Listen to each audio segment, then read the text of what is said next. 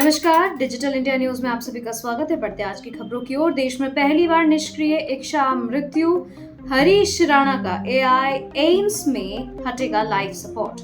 देश के इतिहास में पहली बार पैसिव यूथनेसिया को सुप्रीम कोर्ट की हरी झंडी मिली है। गाजियाबाद के 32 वर्षीय हरीश राणा 2013 से बिस्तर पर हैं। चंडीगढ़ में छात्रावास की चौथी मंजिल से गिरने पर सिर में गंभीर चोट आई थी। 100% दिव्यांग हरीश कृत्रिम सहारे पर जी रहे हैं। माता पिता की याचिका पर सुप्रीम कोर्ट ने एम्स को चरणबद्ध तरीके से मेडिकल सपोर्ट हटाने का आदेश दिया है। डोकलाम में सेना लड़ती रही। विपक्ष नेता चीनी दूतावास में थे। अमित शाह का विपक्ष पर वार। लोकसभा में स्पीकर के खिलाफ अविश्वास प्रस्ताव खारिज होने के बाद गृह मंत्री अमित शाह ने विपक्ष को घेरा। बिना नाम लिए राहुल गांधी पर निशाना साधते हुए कहा कि जब भारत चीन सेना डोकलाम में आमने सामने थी तब विपक्ष के नेता चीनी दूतावास में गुप्त बैठक कर रहे थे। कांग्रेस के शासनकाल में अक्साई चीन हड़पे जाने और राजीव गांधी फाउंडेशन को चीनी दूतावास से करोड़ों रुपए मिलने का भी जिक्र किया। 40 साल बाद स्पीकर पर अविश्वास, लोकतंत्र की साख पर कलंक। अमित शाह का विपक्ष पर सीधा प्रहार।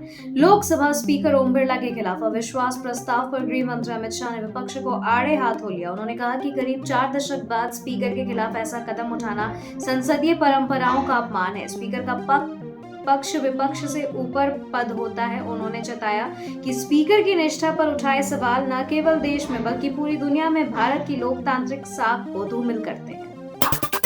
युद्ध में भी राजनीति कर रही कांग्रेस, मोदी का करा प्रहार। पश्चिम एशिया में जारी संघर्ष को लेकर प्रधानमंत्री नरेंद्र मोदी ने कांग्रेस को और लेफ्ट पर जमकर बरसे हैं। उन्होंने कहा कि विपक्ष जानबूझकर उकसावे वाले बयान दे रहा है ताकि वहां फंसे भारतीयों की स्थिति बिगड़े और फिर मोदी को गाली देने का अभियान चलाया जाए। उन्होंने देशवासियों को सतर्क रहने की अपील करते हुए कहा कि खाड़ी देशों की सरकारें भारतीय नागरिकों का पूरा ध्यान रख रही है। नियम तोड़ो, माइक बंद होगा। विपक्ष के आरोपों पर अमित शाह का करारा जवाब। लोकसभा में विपक्ष द्वारा माइक बंद करने के आरोपों पर गृह मंत्री अमित शाह ने दो टूक जवाब दिया। उन्होंने कहा कि पप्पू यादव के भाषण के दौरान नियम तोड़ने पर मंत्री गिरिराज सिंह का माइक भी बंद किया गया था, जो सदस्य तय विषय के बजाय दूसरे मुद्दे पर बोले। उसका माइक बंद होना ही चाहिए। उन्होंने कहा कि विपक्ष के 80% भाषण स्पीकर नहीं सरकार विरोध पर केंद्रित थे। गैस सिलेंडर के लिए तरस रही जनता। एजेंसियों के बाहर लगी लंबी कतारें। पश्चिम बंगाल में एलपीजी सिलेंडर संकट गहराता जा रहा है। ऑनलाइन बुकिंग में तकनीकी गड़बड़ी और सर्वर डाउन होने से लोग परेशान हैं। माथा भंगा में इंडेन गैस दफ्तर के बाहर लोगों ने जमकर विरोध प्रदर्शन किया। 10 से 12 दिन पहले बुकिंग के बाद भी सिलेंडर न मिलने से आक्रोश उबल रहा। स्थिति संभालने को पुलिस बुलानी पड़ी है। कोलकाता समेत कई जिलों में यही हाल है।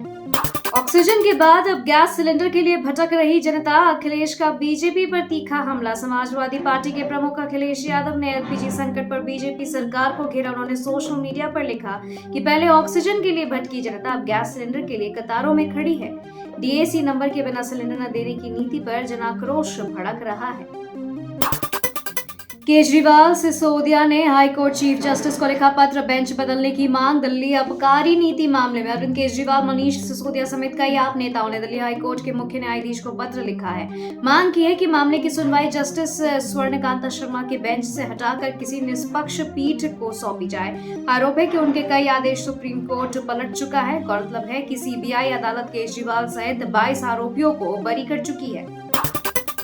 शंकराचार्य की गिविष्ट यात्रा 81 दिन पूरे यूपी के परिक्रमा, बीजेपी को बताया भाकपा। ज्योतिष पीठ के शंकराचार्य स्वामी अविमुक्तेश्वरानंद सरस्वती ने 81 दिन की उत्तर प्रदेश परिक्रमा यात्रा की घोषणा की। 3 मई से शुरू होकर 23 जुलाई तक चलने वाली यह गविष्ट यात्रा गोरखपुर से शुरू होगी। उन्होंने कहा कि यात्रा का उद्देश्य गौरक्षा है, राजनीति नहीं। लखनऊ में बीजेपी को भाकपा कहकर तंज कसा और नागा सेना के तर्ज पर चतुरग्नि बनाने की भी घोषणा की है।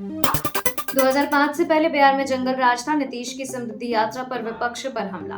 बिहार में मुख्यमंत्री नीतीश कुमार की समृद्धि यात्रा के तीसरे चरण में बुधवार को अररिया में सभा हुई। उन्होंने कहा कि 2005 से पहले शाम होते ही लोग घरों में दुबक जाते थे, हिंदू मुस्लिम दंगे होते थे, स्वास्थ्य और शिक्षा व्यवस्था बदहाल थी।